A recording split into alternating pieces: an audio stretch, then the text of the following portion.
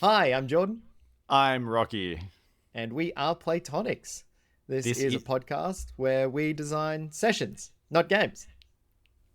it sure is every month. Every month, I say every week instead of every month. But every month, we pull something apart, whether it's a genre or a movie or a TV series or a book. Pull something apart where we want to kind of capture the sweet, juicy vibes from inside of that piece of media. And then we figure out how we can boil those vibes down and put them into a role-playing game. I think that's the essence of it, right? Get it? Yeah, That's the essence of it. It's literally like essence. It is. So, I'm going to throw it to you this week, Jordan. What are we talking about? Because I feel like this one was definitely your pitch to me, and definitely something that I know you have gotten a little bit excited about converting from one medium to another. So this week, our topic is the seminal samurai film by Akira Kurosawa, Seven Samurai. It is the samurai film.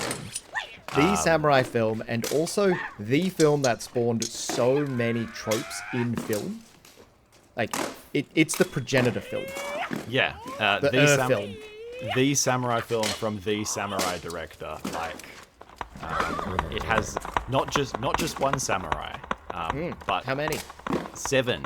What? How do you even fit that many on screen? You couldn't fit them into a 90-minute movie? Not at all. Oh, but Jordan, it's not a 90-minute movie. As I found out when I sat down to watch it last night, it is in fact a 3 and a bit hour movie. 207 or 217 minutes, something like that. Look, it depends whether you count the intermission. It goes. And it goes hard and it goes long. And that's why it is such a fantastic piece of media to tease apart. It certainly goes long, and there is certainly a lot in there. They just don't make them like they used to. It's just this fascinating little slice of like a different era of cinema history. So yeah, I'm stoked to talk about this one because I think it will probably lend itself to RPGifying very well. Well, for those who haven't seen the film, highly recommend it. If you got like a spare Saturday afternoon or something, you want to chill out on the couch, sit down, watch it. It's fantastic. But if you haven't seen it, you probably actually have, is the thing. So many other media over the last 50 to 70 years have ripped off elements of this, some in whole, most in part. There's the Magnificent Seven was the Western remake that was done. That was what I was going to mention, is like, yes, if you watch this and you've also listened to one of our first episodes, which was about Westerns, there's actually a lot that these have in common because so much of the Western genre steals from the samurai genre via this film. Like, you've almost certainly come across the tropes that this movie has spawned. Like, a real quick recap of how it plays out is, at the start, we've got some bandits rock up to a rural village full of farmers. They know there's nothing to steal from them just yet, but they know that their barley will be ready in a couple of weeks' time. So they're like, all right, we'll come back in a couple of weeks, and then we're going to raid everything. A farmer overhears this, rushes back to town, they have a meeting, and they end up resolving to go hire a bunch of samurai. Initially 4, ends up being 7, spoiler alert. And then we have this whole section of the film that's about building the team. Like, something that's copied ad nauseum in every heist movie you've ever seen.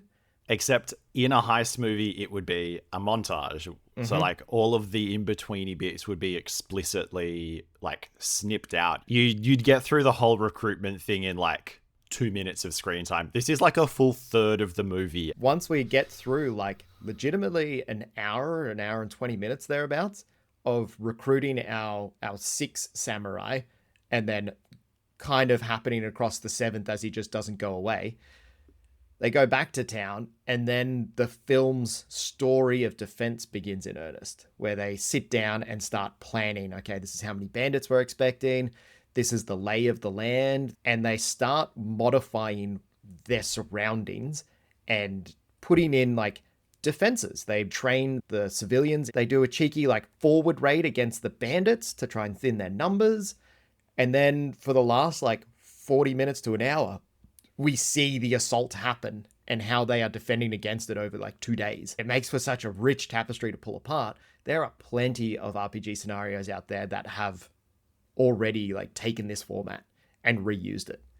Yes, it is a good fit. You can't watch it, or I can't watch it at least, and not see that through an RPG lens. It's all very RPG coded, and I kind of love it. So, what are the anchors? What are the things that you absolutely must have? Yeah, what are the things that if I rocked up and you were like, we're doing Seven Samurai, or more likely, Seven Samurai but in X. Mm-hmm. We are doing a Seven Samurai game. Yeah, what would I be disappointed if I showed up for that game and I didn't get? I'm going to start this one off with a brutal culling, and that's I wouldn't have that first third of the film be something that wants to play out at the table. I don't think you want to have a big chunk of your table time devoted to acquiring the quest. I just take that as a given and jump straight to the action. So in the RPG sesh, I would actually pick up some like 2/3 through the film where it's like overland journey towards the town that you're defending. Yeah, and I think it's probably worth stating that explicitly. If I rocked up to a Seven Samurai game and I was the villager, yeah, you are deprotagonized from the get-go. My job was to go out and recruit people who were stronger than me. That would not spark joy. I would be like... I reckon that could be a fun design space to play in, but that is not your archetypical game at all. Yep. We can take it for a given. You're the samurai. You're coming in to save the day. And there's got to be some level of altruism in there. Like, in the film, you're defending peasants that have very little to spare because they've already been raided. Like, they have so little resources that you're not doing it for that sake. You're doing it for like a personal code or because you feel bad for them. Like, I think there's room for that to develop over the course of the game. I think if they just show up and offer you money, it still works. The peasants don't have to be broke for the setup to work. The difficulty there is that when money is involved, it becomes a cost benefit. And like some discerning players might be like, why are we doing this for them? We could raid them and steal all of their stuff and it'd be worth more. But if you go in on moral grounds, it's much harder to question. I feel like this is a space where there could be some different motivations between different characters. I think it's a real good opportunity to have a Han Solo mercenary with a heart of gold sort of situation. Because I agree. By the end, they have to be doing it because they are committed and they care. Yeah, I just don't think that has to be the reason that everybody comes in. I do think that touches on something important, though. One of the story anchors is that you have to build bonds between the characters and the townsfolk. So it's not just we are defending Faceless Town A. It's we are defending this town of like 40 villagers represented by 4 quirky characters that we get to interact with and form tight connections to. And when the town suffers, those characters suffer. Again, thinking about it from like, what would I be disappointed if I didn't get? If I rocked up and it was like, oh yeah, we're defending this like strategically important structure, but there's no people in it. I'm like, yeah, why does my character care about that? Exactly. So yeah, I think you have to have a town populated with interesting characters. And I think those characters, they can't just be like texture. I think they have to be involved. They have to be moving parts in the plot. Like in the movie, they have to hear things and bring information to you or make mistakes that cause, defenses to be breached. I mean, what have we got in the film? We've got the old man doesn't want to leave his home on the other side of the river. So there has to be a small rescue op sent out to try and pull him back from there when the bandits come. The farmers pull out all of the armor and weapons they've stolen from defeated samurai. And that greatly upsets their defenders. There's like a real tense moment where they're like, oh yeah, we pulled up all of these spears and swords and armor. And the samurai are like, what the fuck? Did you hunt down fleeing samurai and take their stuff? So yeah, I think we need a small but interesting and quirky cast of locals and then obviously a bunch of extras. But like a little core group of locals that we care about. We have to develop relationships with them, and they also have to be active participants in the story. Let's be real, probably by causing problems. I guess maybe also by providing assistance or providing like wisdom or like local knowledge or something. Yeah, or even just an impetus to like kick the story along. Or acting as a resource, which I think works with the next point I was going to bring up, and that's the land that you're in is an integral part of it. Like, I think this is one where you do get to be tactical. There has to be a map. There has to be features on the map. I absolutely want to see a map. And the villagers have to be experts in this land. Yeah. So like one of the things that they do early on, they're like, oh, this is really hard to defend from all directions. So we need to flood the fields. And the villagers are like, yep, we know how to do that. That's 2 days work. And they flood the fields, and that stops the horsemen from being able to ride in from that direction. Yeah, I absolutely want to see a map. And you're right, I want to see the local knowledge brought up on that map. Because the map that they have in the movie is really more of a mud map. Like it's very... it's just real pictorial representation. Yeah, it's very pretty, but it's also like not, a top-down grid of the village like you would expect from a D&D map. So I guess that's probably worth stating explicitly. Like this is not we need a tactical grid. This is like, we need a map. It doesn't have to be to scale, but it does have to sort of represent this space that you're defending. Yeah, it shows like avenues of attack where you don't need to know that this pass is 15 feet wide and 60 feet long, but you do need to know that horsemen can get down it. Exactly. And so the villagers can be the vector by which that information gets to you. They'll be like, oh yeah, I ride my horse down that, to get to town. Automatically I'm thinking maybe this is something that like the GM has a copy of this that's not shown to the players, and then that information is given to the players for them to draw out their own map. Yeah, I think so. It's like, an important part of the vibe. Almost like a legacy board game. Yeah, kind of. You are permanently changing the environment that you're in, and your story is writ upon the landscape. All right, so we know we need a map, and we need a spatial layout of this place. Yep. We know we need people to inhabit this place.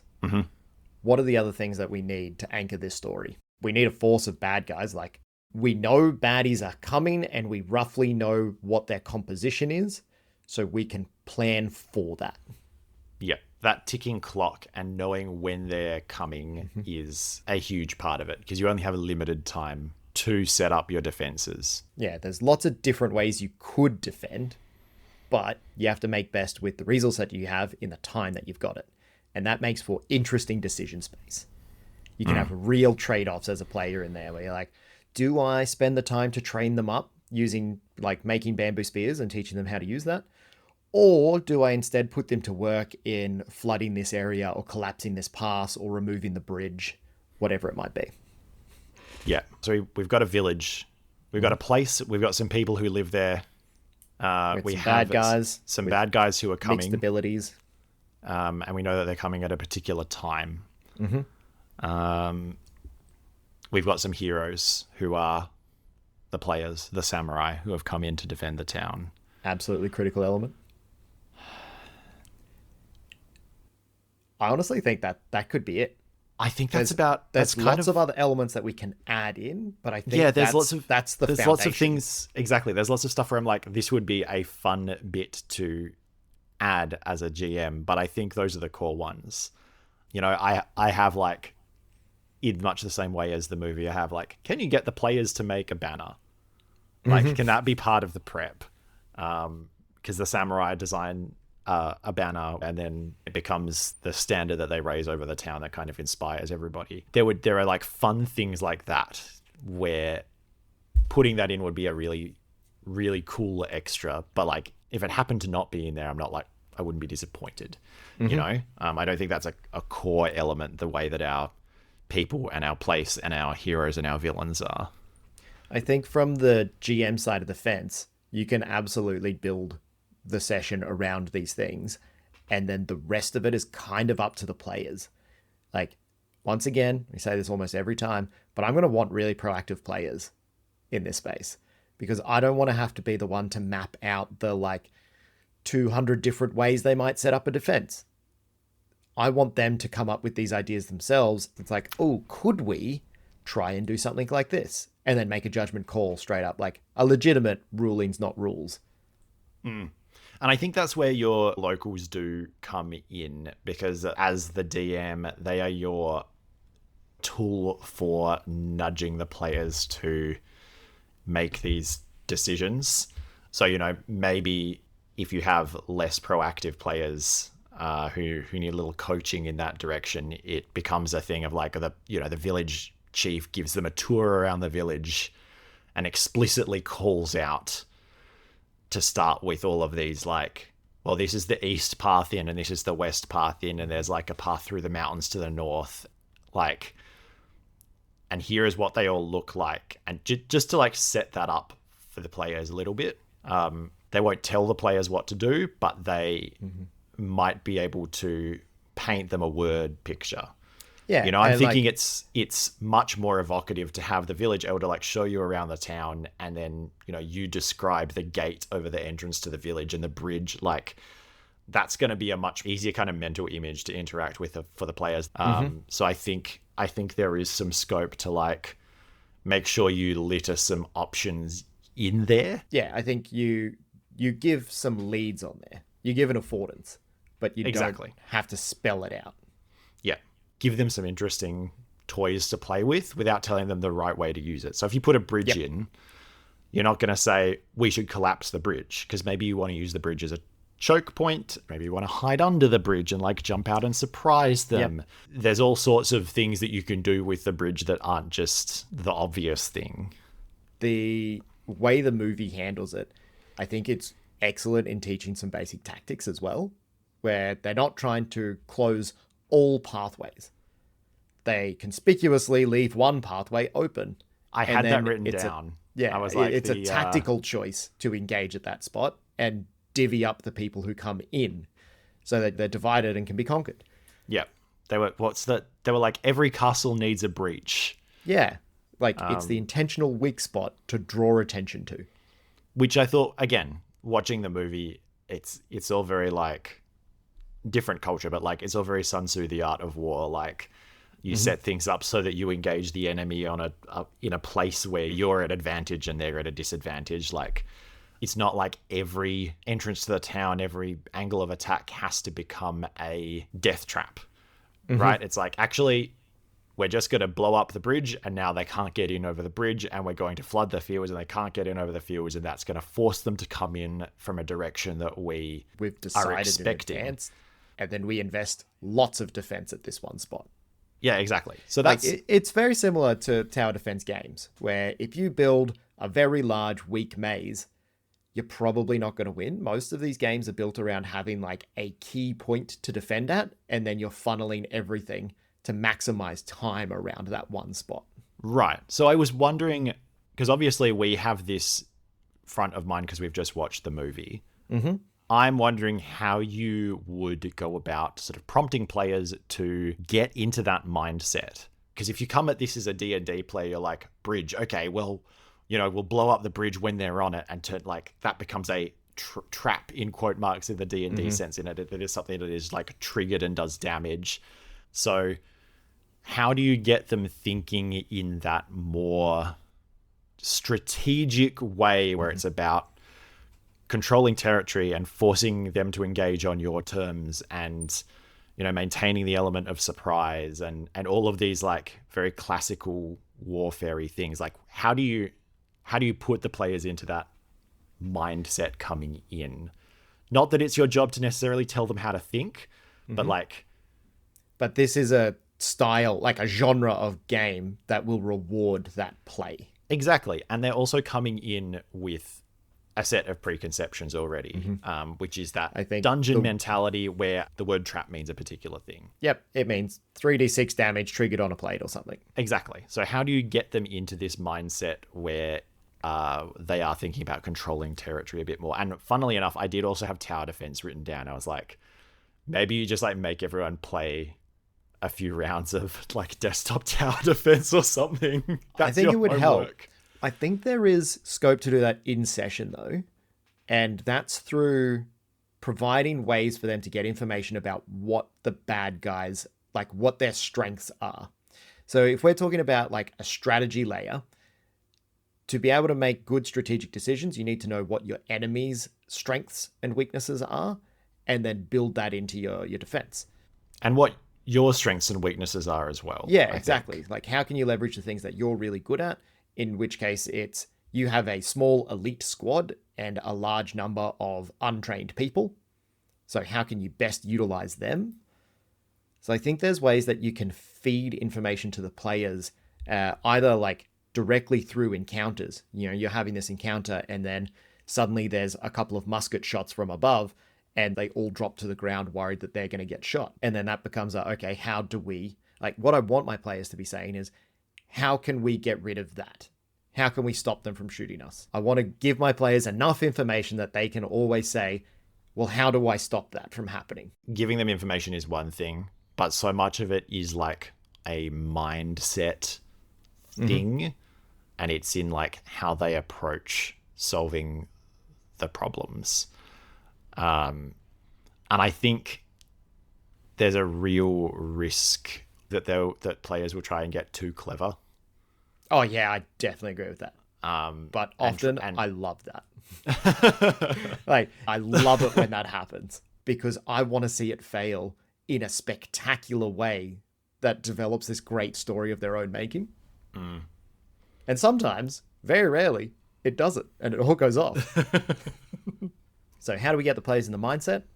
I think it's very legitimate to be like, yeah, you should play a couple of tower defense games, or if you've got other games in your like shared library to play around with.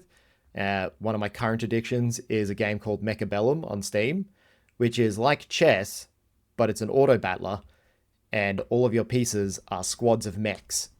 So like nothing like chess at all. It's like chess in that it is very much about piece placement and the areas of control that each unit can have. It's a fantastic game for this sort of mindset. Yeah. I wonder if there's something like that you could play, like a tabletop version of that. What happens if I type tower defense board games into Google? But, you know, like that's kind of what I'm thinking. It's something you can play a really quick round of to kind of get in the zone for. Yeah, into the headspace. And I think just break out of that headspace of dungeon style traps a little bit, and more into the headspace of like funneling them here and denying them there, you know? Yep. I really feel like that denial is the critical thing. Yeah. Because if you're playing this like straight 5e type thing where, oh yeah, you got a bunch of bandits on horseback coming in, the logfall trap falls and hits them for 4d6 damage, doesn't stop them from being on horses. Like that needs to be something that's explicitly negotiated, that if you set up this type of trap, this is the outcome you would expect if it goes off. So it's not just you have your one shot to do X number of damage. It's you have your shot to change the way the bad guys can fight. So I feel like we've got our anchors down pat. We got a couple optional extras, like I might have some things up my sleeve about how they might launch a like surprise attack or do a scouting mission or going outside and changing something that's not in the immediate vicinity in the defense of the town. It's like some sort of push your luck, go out and do a thing type mission, and maybe a few social encounters on the inside as well. I reckon that structure is worth spending a little bit of time on, actually, because I think more so than the content, that kind of story structure or that session structure is kind of what gives this genre it's what makes it work. So I think it is kind of pretty important that, you know, we mentioned that the movie very much has like 3 phases. We've kind of discussed maybe we want to bring that down to 2 because we don't necessarily need to get the party together. We've talked a little bit about the preparing the village kind of phase, but I think that second half of the game, the battle half, it's not just an open slather. It actually has some internal structure in the film as well. It's not just like a 2 hour long fight scene or an hour long Yep. fight scene. Like, it has ebbs and flows, and it kind of It goes in waves. exactly. It is literally waves. So there is a first wave and a second wave and a third wave, and they get After each one, we have that check-in moment where Kanbai is crossing off the number of bad guys they have on their map. exactly. Which I think would be a really cool thing to include somehow if you can. Like, I saw that and I'm like, yep, that's going in the game. There's going to be little like cross boxes on the map, and it's not breaking immersion because they did it in the movie. But yeah, as a tool for the audience to understand what's going on, it works seamlessly in the fiction as well. Yeah, and the movie itself is almost a little bit gamey to the point where he points out that it's not a game. Yeah, Thus but resolving yeah, the problem. I think that I think the fact that that attack phase has some internal structure is really important too. So the first wave is like testing the defenses, and the enemy figures out what has been done. They send some scouts. They maybe send some scouts. The first wave is easier. The second wave is harder. The third wave is like the most desperate. The first wave, they're kind of maybe only under attack on one front, and then later waves, they're under attack on more and more fronts as things sort of get out of control.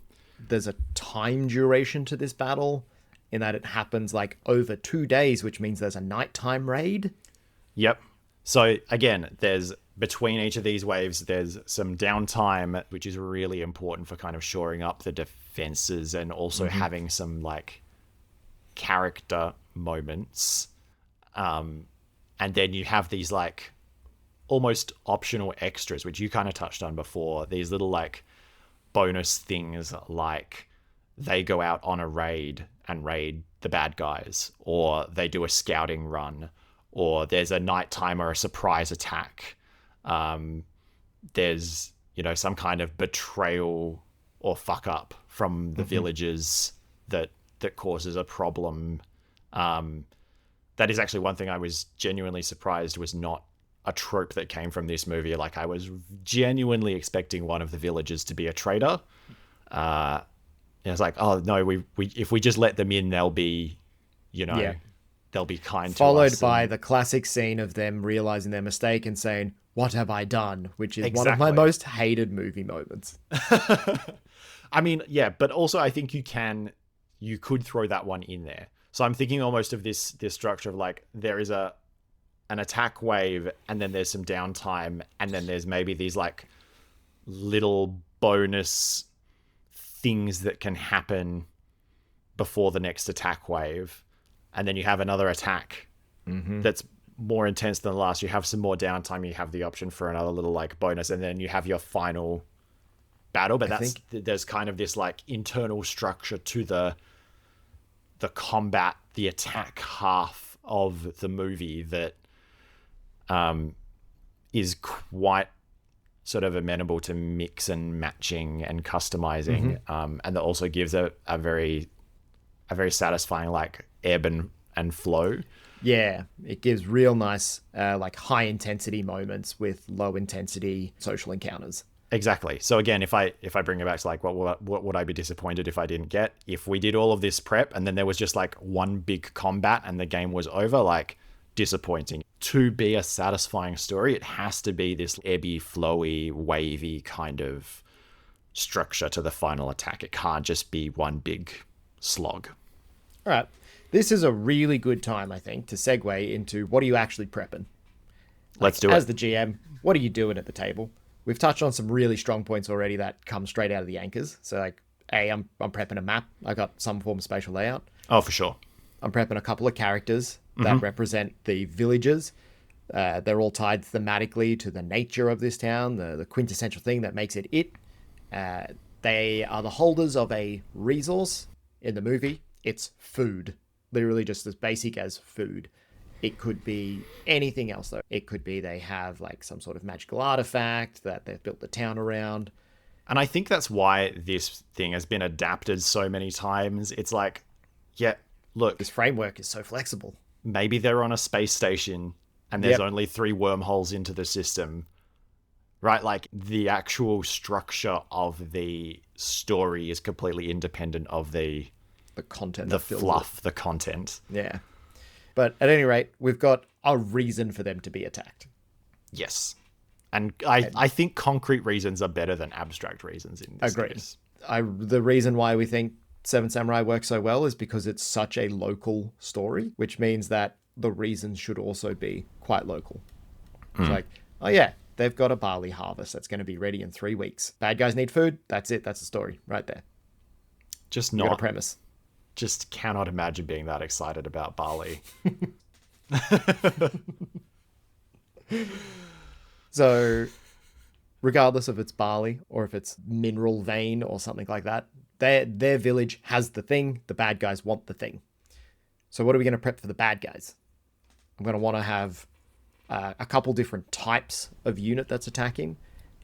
In the film, we've got there's a couple dudes who are archers. There's a couple dudes with muskets, literally 3, I think. There's dudes on horseback. There's dudes on foot. And like some of the dudes on horseback are heavily armored. They look like samurai gone rogue. And some of the dudes don't at all. They don't have the fancy armor. They all respond in the same way, but their abilities are quite different. And I think that's important because if everyone's the same, you're not going to end up with nuanced strategic decisions. Yeah, exactly. So just making it so that the strengths that these guys have are kind of either hitting the players where they're weak deliberately or are like completely orthogonal to what the players have experience with. And so the players need to think laterally to try and counter that. For example, in the movie, being a really, really good samurai in one-on-one combat doesn't necessarily prepare you for fighting a lot of individual bad guys, but it's also not a disadvantage. It's just that like that's not necessarily what you're set up for, so you have to try and figure out how to make that situation be to your advantage, which is to have them coming at you one-on-one. It'd be like in D&D, sending your rogue in to fight 5 dudes at once. It's just a terrible choice. Yep. But if you can funnel them in one-on-one, they're going to absolutely destroy them. Exactly. So it's something that the players can't just say like, well, I have a direct counter for that, really is what I'm getting at. Yep.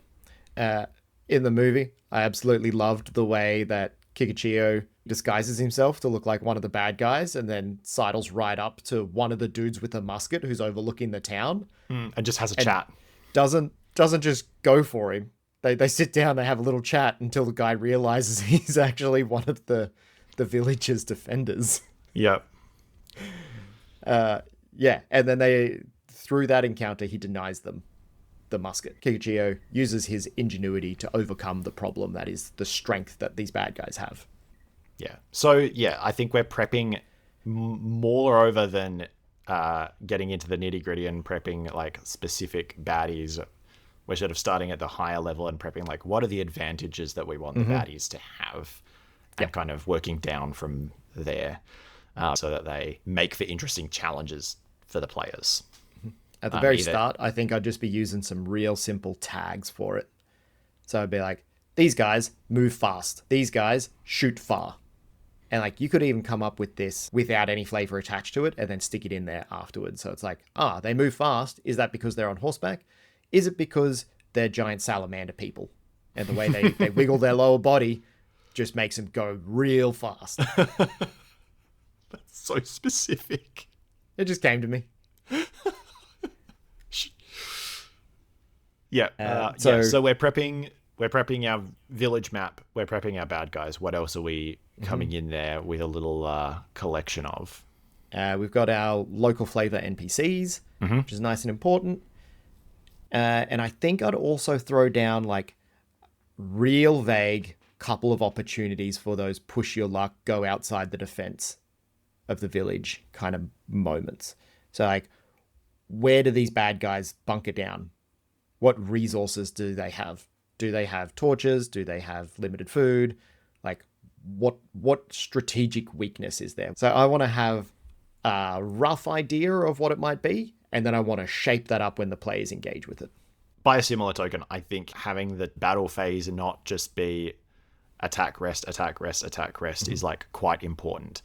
Because it's almost like there's a slot, right? It's like a phase. If they choose not to use their bonus action, right? Then I would have some things that would happen in those if the players chose not to do something. So like if they choose not to go out on a counter attack, it might be something like, yeah, a villager opens the gate, or a villager makes a hole in the wall. Yeah. So if the players are not putting anything in that slot, that's another thing that I would prep as DM. I would prep some things to happen in that part of the cycle. Like the interesting choice around that from the player perspective then would have to be, do we not do anything and recuperate? Like there has to be a tangible benefit to not doing anything, but the cost is some event will occur, versus do we take charge of the event? Yeah. Yeah, that's an interesting way of thinking about it. Yeah, like I think there's a way that you could sit down and really heavily number this out and be like, all right, so there's going to be like 3 phases. They're going to have resources in these areas. Time is a resource. Lamp oil is a resource. Food is a resource. They're going to spend those resources over here, and just like really calculate out how much they're expending to each wave versus how much they could, recuperate each wave. Is that fun though? No, that's a board game. I don't want to do it that way. I don't even think that's a board game. I think when you get down to that level of granularity, it's like you are now just playing Age of Empires.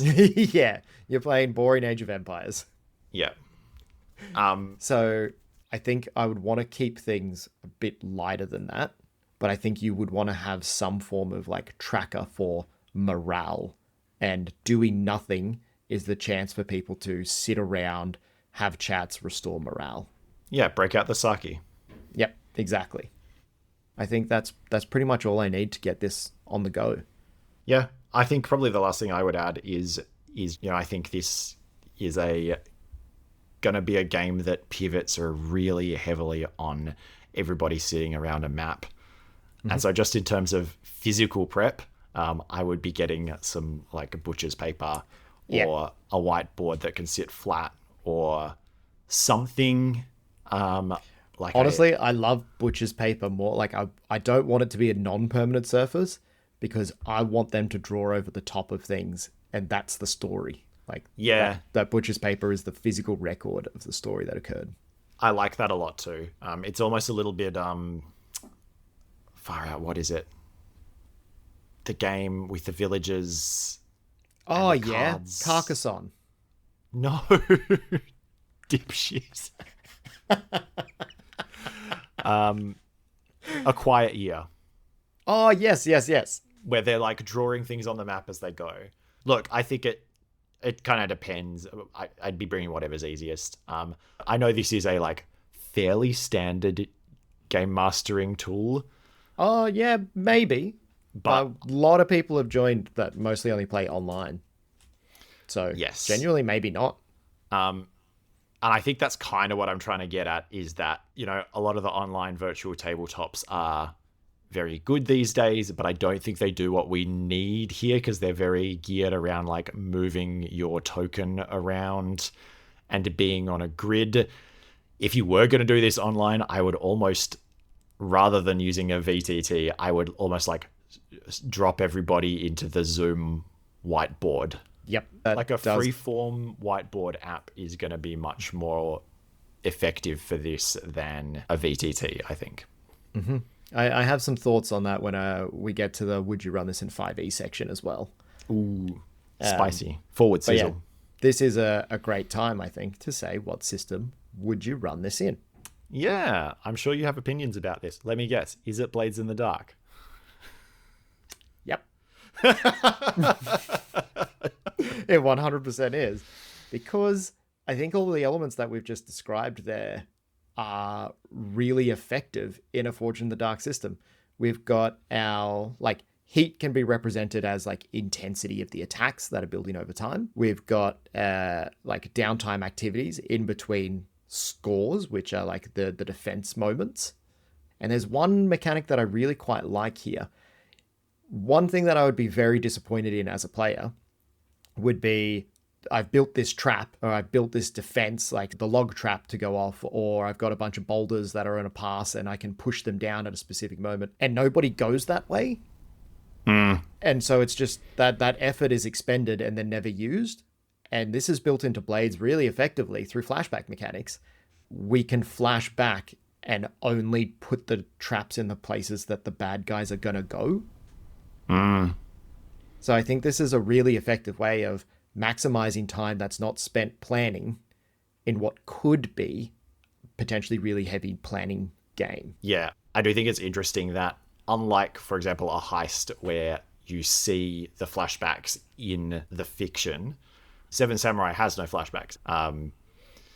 So it is a little bit of a break from the fiction, and I don't know what that necessarily does to your vibe. I would be interested to try it. But I think it's in Blades for a reason, because again, Blades is built around these like, or imagined with this heisty kind of mechanic in mind. That's another genre which pivots very heavily on making a plan and then executing it. It's just that the media that we see around that usually actually includes the flashbacks.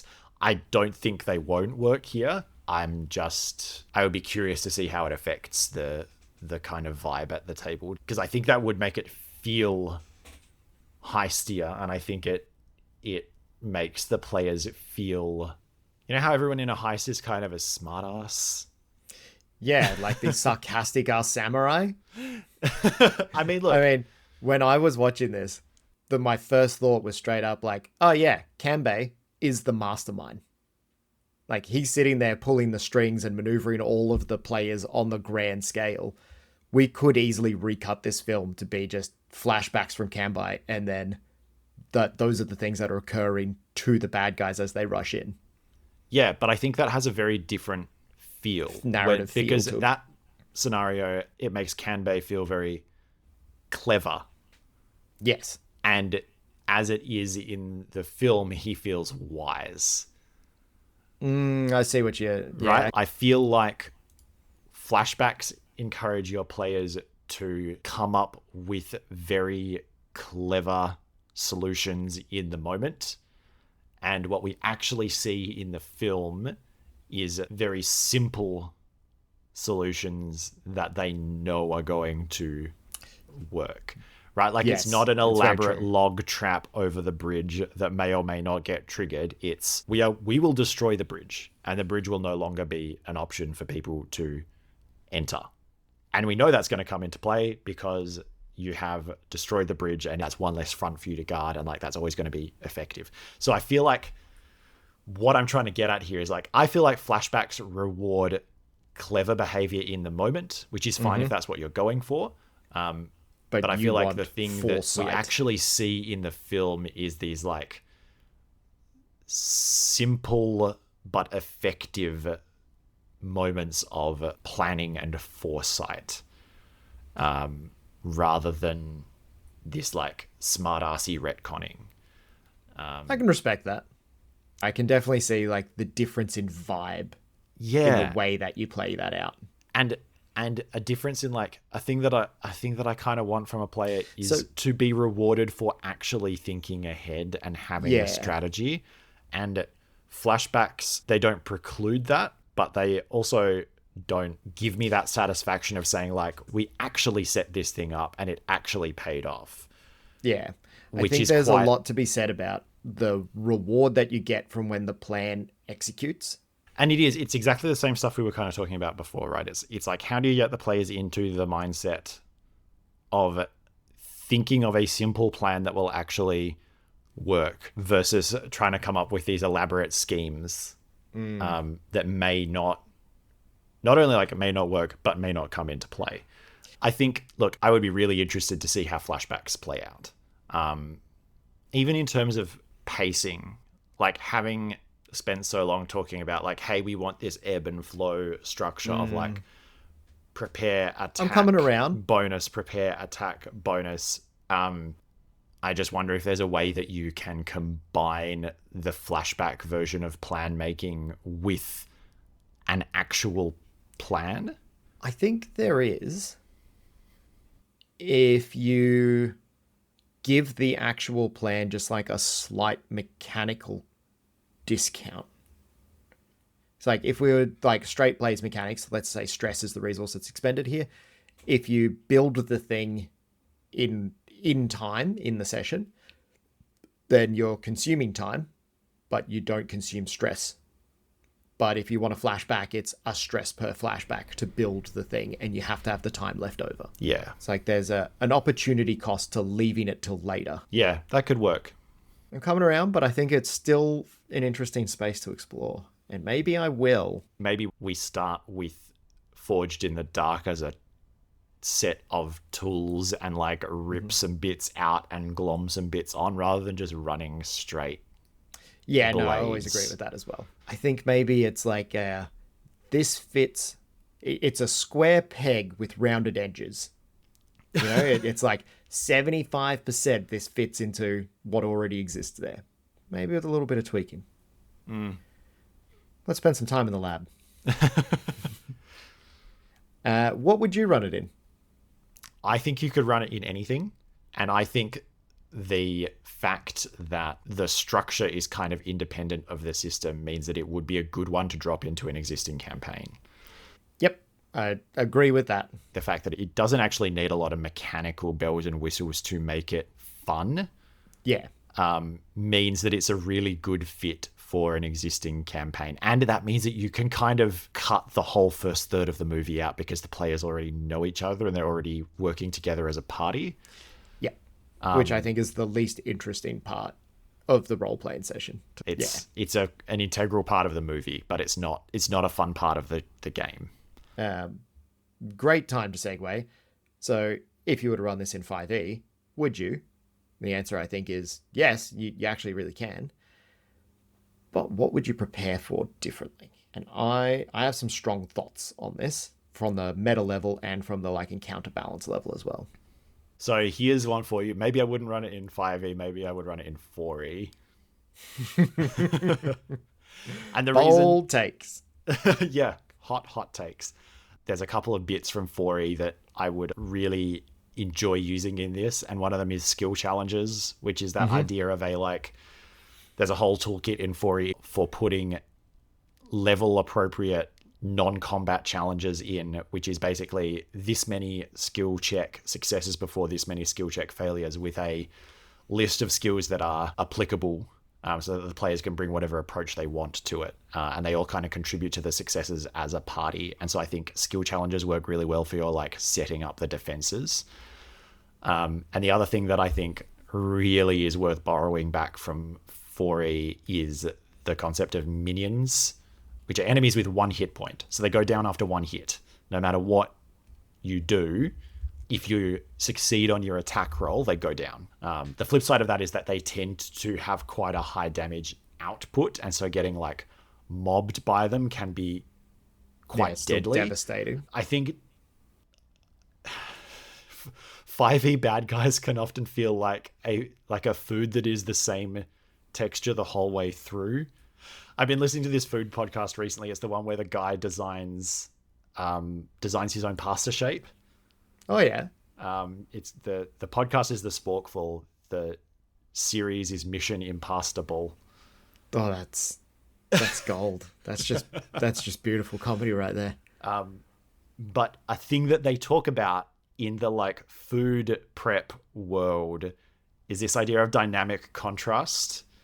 So like this idea that in a perfect pasta shape, some parts of the pasta should be like soft and al dente and supple, and some should be firm and al dente. And actually the most satisfying shapes have a little bit of both. They're like soft around the edges and firmer in the middle. And so you design your shape to like encourage them to cook in that way. And I think you want the same thing from your enemies in this, right? You want dynamic contrast. You want some of them to be hard hitting but to go down easy, and you want some of them to be absolute tanks, and we'll just sit there. And you want some of them to be fast and some of them to be slow, and I just think 4e did a better job at that. So your really bold take, which you once chastised me for, on how would you run this in 5e, is you would run this in 4e.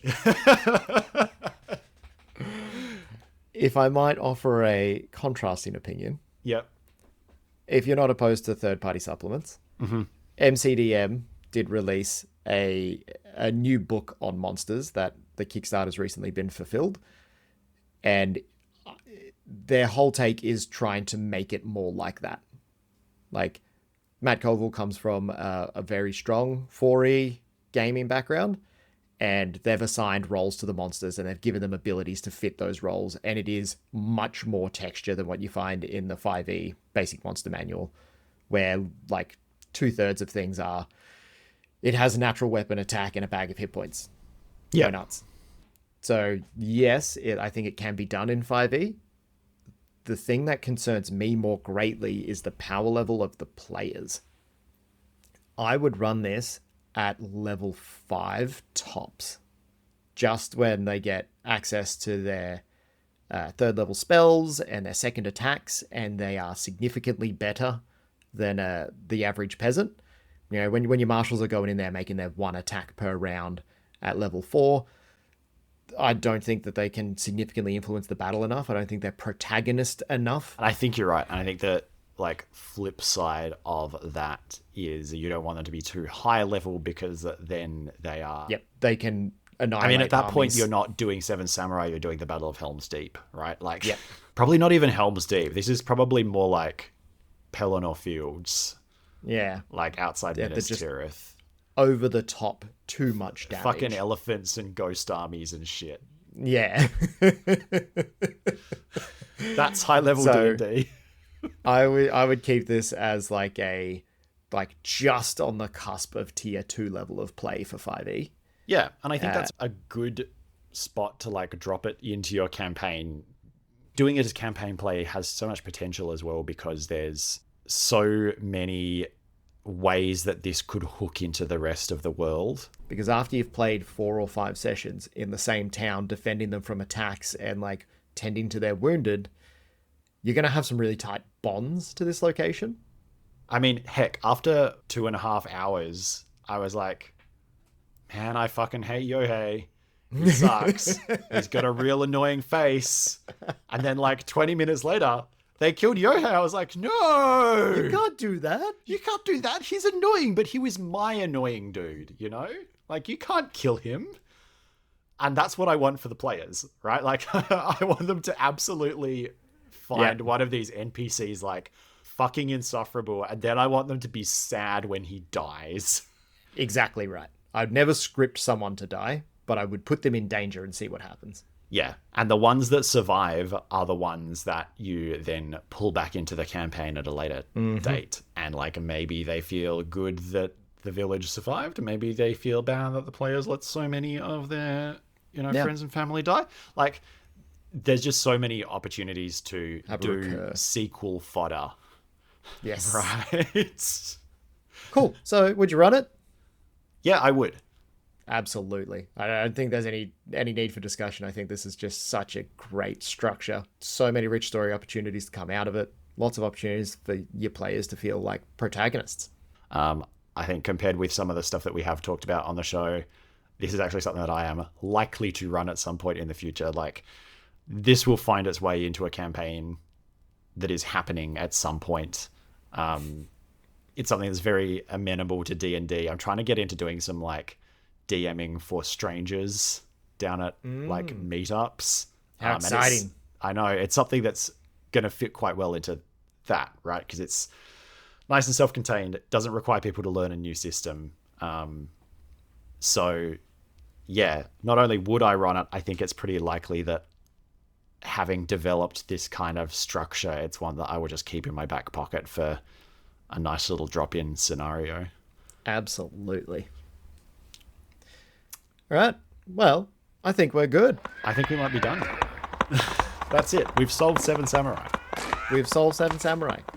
The first people to ever do that. The first people to ever adapt Seven Samurai into anything, and you've been along for the ride. You've been right here with us, Playtonics. That's PLAYTONICS.net. You can find our podcast wherever the podcast you just listened to was on. If you enjoyed the show, please send it to your dungeon master or your game master. Not necessarily like, passive aggressively, just regular aggressively. No, send it to your dungeon master. If you are a dungeon master, send it to one of your dungeon master or game master friends. Because the whole reason we are doing this is because we want for there to be more interestingly structured, interestingly thought out games in the world. I think that's it. I think that's all the important bits. I think we could be done. Thanks, team. Love you. Bye. Love you. Bye. Do I disconnect from the recording now? I don't know. Are you going to say something funny right at the end again? I don't think so. Okay, yeah, now we can disconnect from the recording. The window for funny end of show comments has now closed.